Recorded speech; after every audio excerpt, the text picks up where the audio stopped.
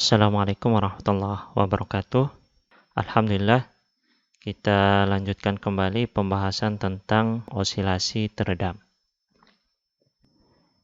Pada suatu kondisi, terkadang kita menginginkan agar benda berosilasi terus-menerus. Sebagaimana yang telah kita bahas pada video sebelumnya, pada kasus jam bandul, kita menginginkan agar bandul pada sistem jam tersebut bergerak terus-menerus, berosilasi terus-menerus, sehingga jam bandul tersebut masih berfungsi dengan baik. Ataupun osilasi pada antena radio. Kita menginginkan agar muatan elektron tetap berosilasi supaya sinyal radio bisa dikirim dan kita bisa mendengar siaran radio dengan lancar.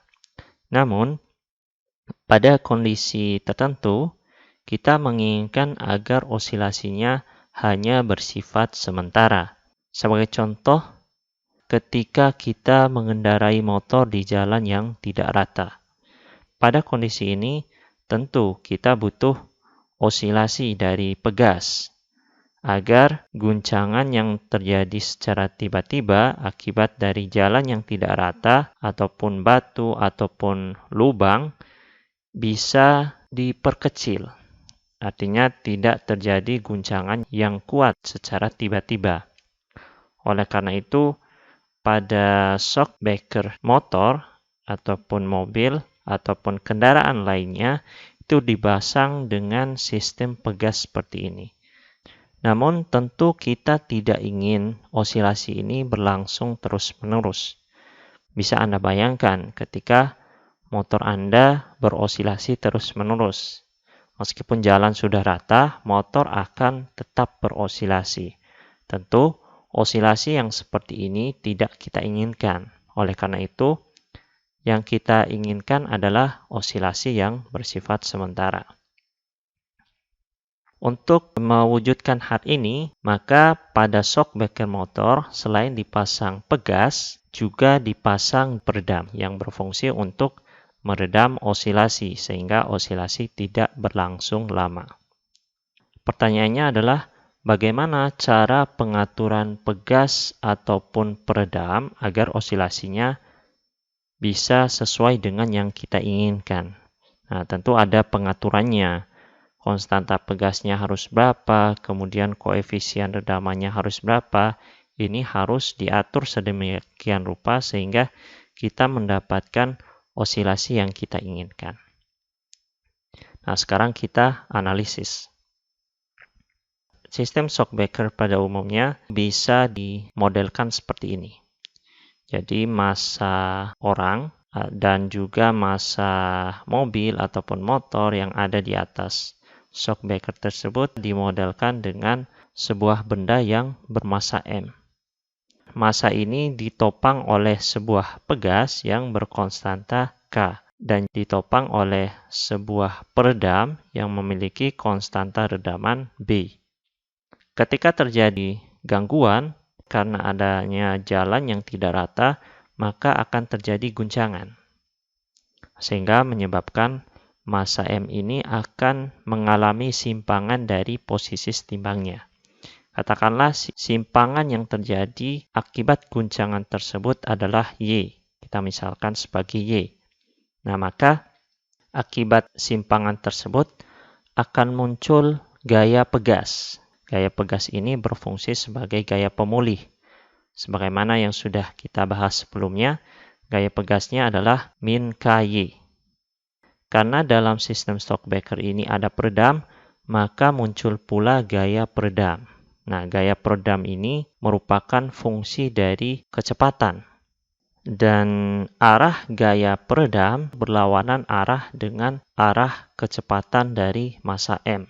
Artinya, ketika massa bergerak ke atas, maka peredam ini akan mengerahkan gaya ke bawah yang berfungsi untuk menahan laju gerakan dari massa M. Dan ketika massa M ini bergerak ke bawah, maka peredam ini akan memberikan gaya ke atas yang fungsinya sama juga, yakni mengurangi kecepatan getaran dari massa M. Sehingga gaya peredam ini negatif dari arah kecepatan. Arahnya berlawanan arah dengan arah kecepatan. Nah, kecepatan adalah turunan pertama dari simpangan terhadap waktu. Jadi V ini bisa kita substitusi menjadi dy per dt. Karena ada dua gaya yang bekerja pada massa M, yakni gaya pegas dan juga gaya peredam, maka kita cari gaya totalnya. Gaya totalnya tidak lain adalah jumlahan dari kedua gaya ini. Sehingga gaya totalnya bisa dirumuskan seperti ini. Kita tulis gaya total ini sebagai persamaan 1. Kita ingat kembali hukum kedua Newton. Gaya sama dengan M kali A. Percepatannya adalah turunan kedua dari simpangan terhadap waktu. Nah, hukum Newton ini kita nyatakan sebagai persamaan kedua. Dari sini kita mendapatkan dua persamaan gaya. Dari kedua persamaan ini bisa kita substitusi. Berarti kita substitusi persamaan 1 dan persamaan 2. Ini persamaan yang kedua dan ini adalah persamaan yang ke-1. Selanjutnya kita pindah ruas suku yang min KY dan suku yang min B dy per dt dipindah ke kiri. Nah, tanda negatif dipindah berarti menjadi positif. Kedua ruas dibagi dengan M. Suku yang ini M-nya menjadi hilang, suku yang ini menjadi B per M, dan suku yang ini menjadi K per M. Inilah bentuk persamaan diferensial dari sistem massa pegas dan peredam yang digunakan dalam shock breaker. Persamaan diferensial inilah yang harus kita selesaikan untuk mendapatkan osilasi yang kita inginkan. Kita misalkan solusi umumnya adalah seperti ini, di mana S adalah suatu konstanta. Untuk menyelesaikan persamaan diferensial ini, maka kita butuh turunan pertama simpangan terhadap waktu dan turunan kedua simpangan terhadap waktu. Maka dari persamaan umum ini, kita cari turunan pertama dan turunan keduanya terhadap waktu. Kalau kita melihat ini, persamaan simpangan ini memiliki bentuk E pangkat U, di mana U adalah suatu fungsi dari T. Kita ingat kembali rumus diferensial dari fungsi E pangkat U, di mana U adalah suatu fungsi X, maka hasil diferensialnya adalah du per dt E pangkat U. Dan kalau kita terapkan rumus diferensial ini pada simpangan Y, maka kita akan memperoleh turunan pertama Y terhadap T adalah SE pangkat ST. Dan kalau U-nya ini diturunkan terhadap T, artinya ST diturunkan terhadap T, maka sisanya adalah S. Kemudian E pangkat U, berarti E pangkat ST. Ini adalah turunan pertamanya. Kemudian kita cari turunan keduanya. Turunan keduanya adalah turunan dari yang ini. Kita turunkan lagi. Ini bentuknya adalah sama E pangkat U. Oleh karenanya, turunan kedua simpangan terhadap waktu adalah S kuadrat E pangkat ST. Dari sini kita sudah mendapatkan persamaan Y-nya yang ini kita substitusi dengan E pangkat ST. Kemudian turunan pertamanya kita substitusi dengan yang ini. Dan turunan keduanya kita substitusi dengan yang ini. Jadi, tiga hasil ini kita substitusikan kembali ke persamaan diferensialnya. Nah, setelah kita substitusi masing-masing nilai tadi, Y, kemudian turunan pertama dan turunan kedua, ke dalam persamaan diferensialnya, maka akan kita peroleh persamaan seperti ini. Kemudian kedua ruas dikali dengan M. Kalau yang ini dikali M, berarti hasilnya adalah ini, tinggal ditambah M. Suku yang kedua dikali M, M-nya hilang. Kemudian suku yang ketiga dikali M, M-nya juga hilang. Sisanya adalah K. Dan kalau kita lihat, masing-masing suku mengandung E pangkat ST, E pangkat ST, E pangkat ST. Sehingga E pangkat ST ini bisa kita keluarkan. Dan kita ingat kembali bahwa fungsi E pangkat ST tidak pernah bernilai 0. Jadi fungsi ini tidak pernah bernilai 0. Nah, persamaan ini menghasilkan nilai 0. Artinya kalau ini tidak 0, tapi hasil perkalian ini dengan ini adalah 0, maka tentu inilah yang bernilai 0. Nah, sehingga bisa kita tuliskan bagian yang di dalam tanda kurung ini harus bernilai 0. Kalau kita perhatikan dengan sesama, persamaan ini adalah persamaan kuadrat, di mana variabelnya adalah S. Konstantanya, koefisiennya adalah M, B, dan koefisiennya adalah K. Bisa kita bandingkan dengan persamaan kuadrat secara umum. Nah, kalau kita bandingkan, ini sama. Ini dalam variabel S, ini dalam variabel X. A di sini sama dengan M, B di sini sama dengan B, dan C di sini sama dengan K. Dari sini, kita mencari akar-akar dari persamaan kuadrat ini. Akar-akar dari suatu persamaan kuadrat bisa kita cari dengan menggunakan rumus ABC. Rumus ABC seperti ini. Nah, dengan kita mengetahui A-nya adalah M, B-nya adalah B, dan C-nya adalah K, dan kita substitusi dengan menggunakan rumus ABC, maka kita mendapatkan dua solusi dari persamaan kuadrat ini. Solusi yang pertama, kita ambil yang positif. Solusi yang kedua, kita ambil yang negatif. Jadi ada dua solusi di sini. Selanjutnya kita akan menyelesaikan solusi ini. Pertama kita perhatikan dulu solusi yang pertama. Kita pisah ya, kita pisah ini menjadi dua suku, min B per 2M, dengan suku akar B kuadrat min 4MK per 2M. Nah, tapi 2M-nya ini dimasukkan ke dalam akar. Sehingga kalau dimasukkan ke dalam akar, menjadi 2M kuadrat. Nah, masing-masing 2M kuadrat sebagai penyebutnya.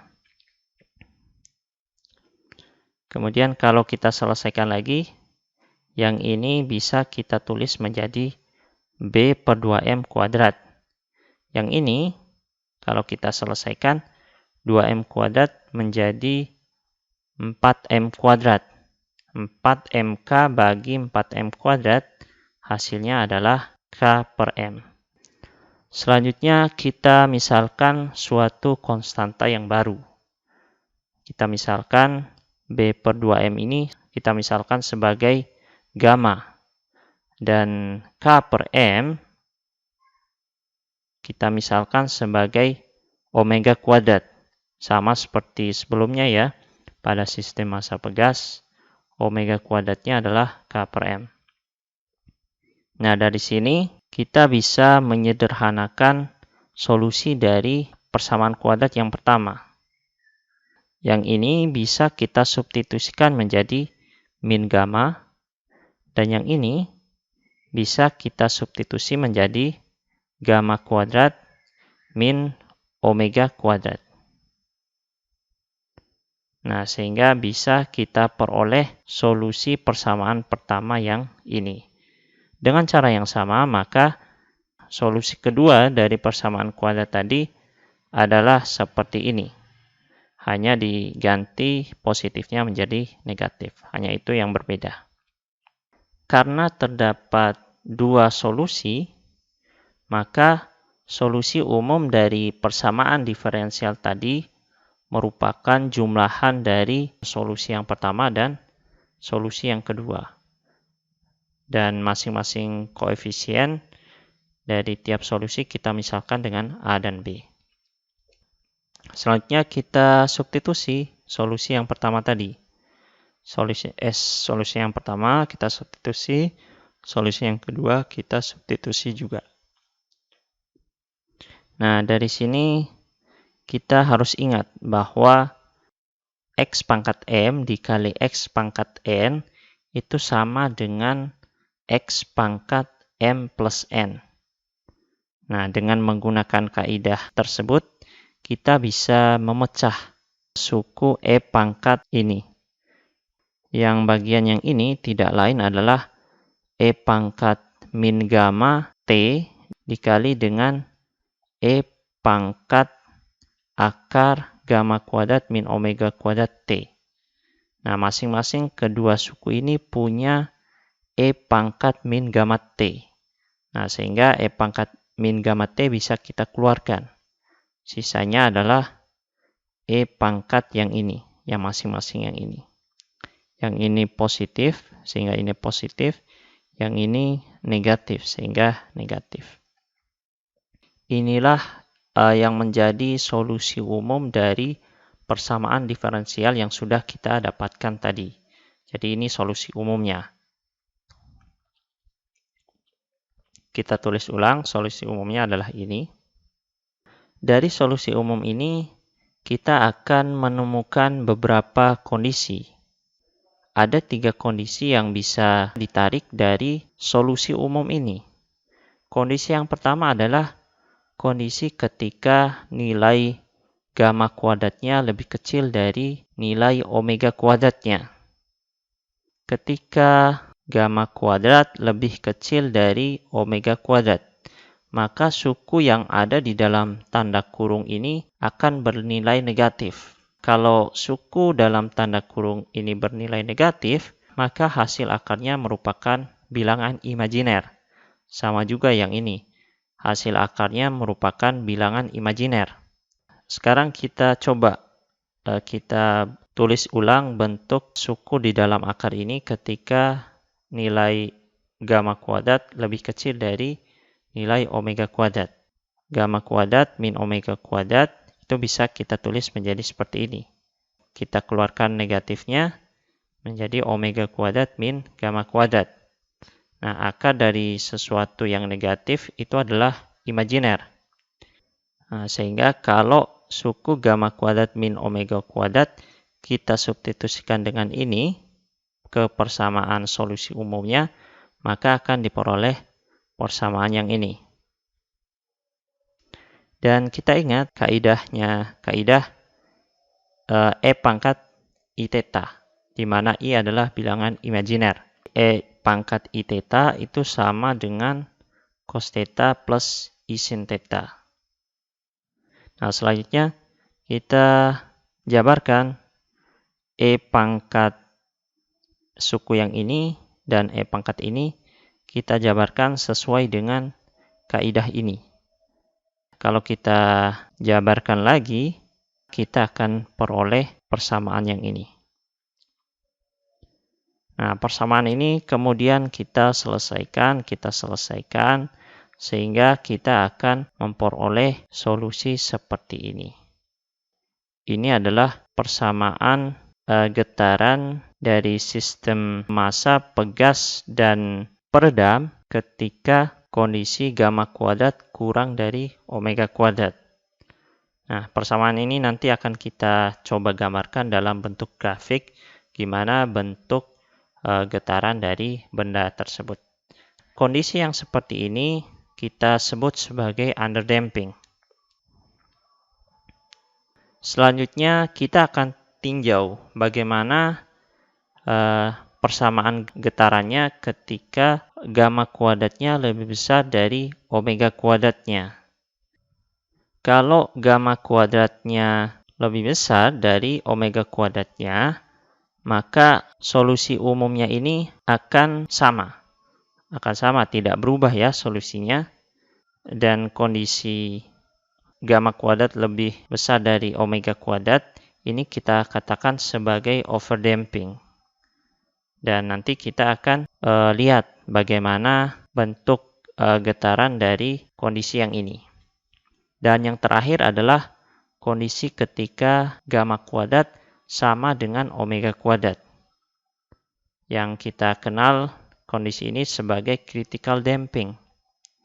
Kalau gamma kuadrat sama dengan omega kuadrat, maka solusi yang pertama dengan solusi yang kedua itu akan sama. Nah, kalau solusinya sama, maka hanya ada satu solusi saja. Karena persamaan diferensial tadi persamaan diferensial order 2, maka harus ada dua solusi. Karena harus ada dua solusi, maka kita gunakan solusi lainnya yang mungkin dari persamaan diferensial tersebut. Kita misalkan solusi lainnya adalah TE pangkat S1T. Nah, ini adalah solusi lainnya. Sehingga pada kasus gamma kuadrat sama dengan omega kuadrat, persamaan getaran dari massa tersebut bisa kita rumuskan seperti ini. Nah, ini adalah beberapa kemungkinan solusi dari solusi umum ini. Jadi meskipun solusi umumnya ini, namun solusi umum ini bisa diuraikan kembali menjadi beberapa solusi bergantung pada nilai gamma dan juga nilai omeganya. Dan kalau kita plotting solusi-solusi tadi ke dalam bentuk grafik, maka kita akan memperoleh grafik yang seperti ini.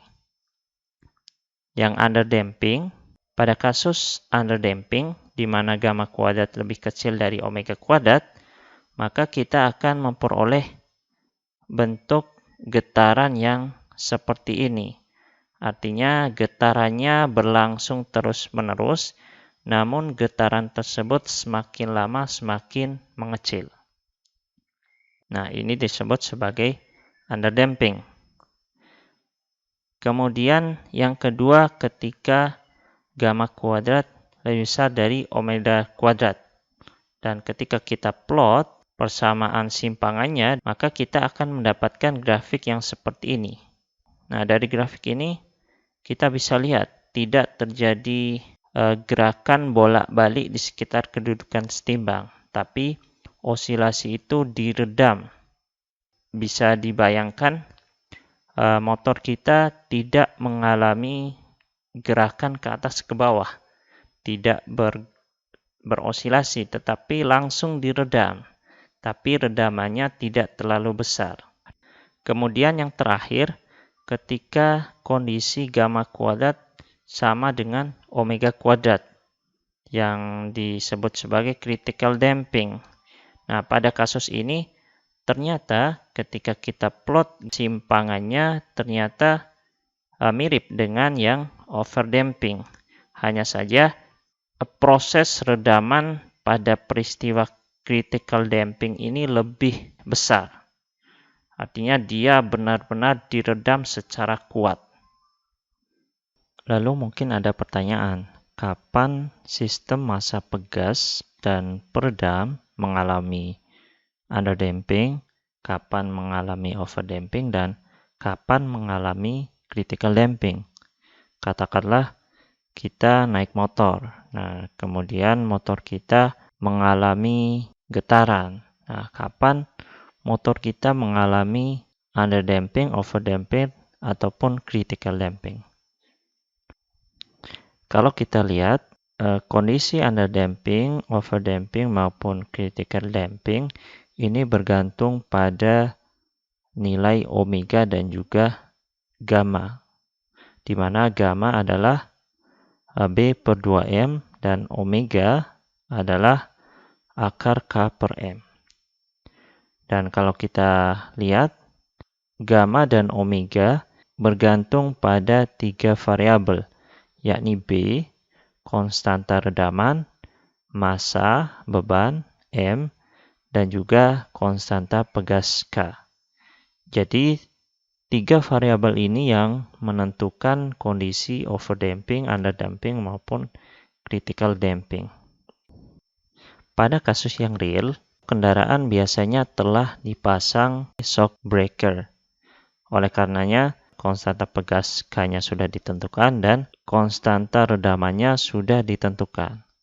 Sehingga faktor yang menyebabkan kendaraan itu mengalami underdamping, overdamping, ataukah critical damping bergantung pada beban yang ditanggung oleh shock breaker tersebut. Dan ini bisa kita lihat secara real di lapangan. Nah, semisal yang naik motor itu banyak ya, sehingga masanya besar. Katakanlah yang naik motor ada 2 atau 3 orang. Nah, maka ketika jalanan tidak rata, maka akan terjadi underdamping. Nah, motor kita akan berosilasi naik turun. Artinya shocknya main. Jadi underdamping itu ketika masanya cukup besar. Cukup besar sedemikian sehingga kondisi gamma kuadrat itu kurang dari omega kuadrat. Nah, kemudian ketika yang naik motor itu hanya 1 orang, dan yang naik pun itu tidak terlalu berat masanya, maka ketika ada gangguan atau ada jalan yang tidak rata, hanya akan terjadi overdamping ataupun critical damping. Bisa Anda perhatikan, motor tidak akan berosilasi naik turun. Kemudian kapan terjadi overdamping dan kapan terjadi critical damping? Nah, overdamping ini terjadi ketika masanya cukup ringan, sedemikian sehingga terpenuhi gamma kuadrat lebih besar dari omega kuadrat. Dan critical damping ini masanya di tengah-tengah. Masanya di tengah-tengah, sedemikian sehingga gamma kuadratnya sama dengan omega kuadratnya. Jadi kalau kita simpulkan, ketika masanya sangat ringan, maka akan terjadi overdamping. Ketika masanya sedang, sedemikian sehingga terpenuhi syarat ini, maka akan terjadi critical damping. Jadi akan terjadi redaman yang cukup kuat, namun tidak sampai mengakibatkan getaran bolak-balik di sekitar kedudukan setimbang. Nah, kemudian ketika massa itu melebihi suatu massa tertentu, sedemikian sehingga terpenuhi syarat ini, maka akan terjadi underdamping. Beban akan mengalami osilasi bolak-balik di sekitar kedudukan setimbang. Namun amplitudo osilasinya semakin lama akan semakin mengecil. Penerapan dari osilasi teredam ini selain digunakan dalam sistem shock breaker kendaraan, nah osilasi teredam ini juga dipakai pada sistem rel kereta api. Jadi pada rel kereta api itu dipasang batu-batu. Jadi batu-batu yang di sini ini fungsinya adalah sebagai peredam. Nah, ketika tidak dipasang batu, besar kemungkinan rel ini akan bengkok ketika kereta lewat. Karena getaran yang ditimbulkan oleh kereta ketika melewati rel sangat kuat, yang menyebabkan kemungkinan pembengkokan pada rel kereta. Nah, untuk menghindari pembengkokan pada rel kereta, maka dipasanglah batu-batu di sekitar rel yang berfungsi untuk meredam getaran dari rel kereta ketika kereta sedang lewat. Untuk materi osilasi, kita cukupkan sampai di sini.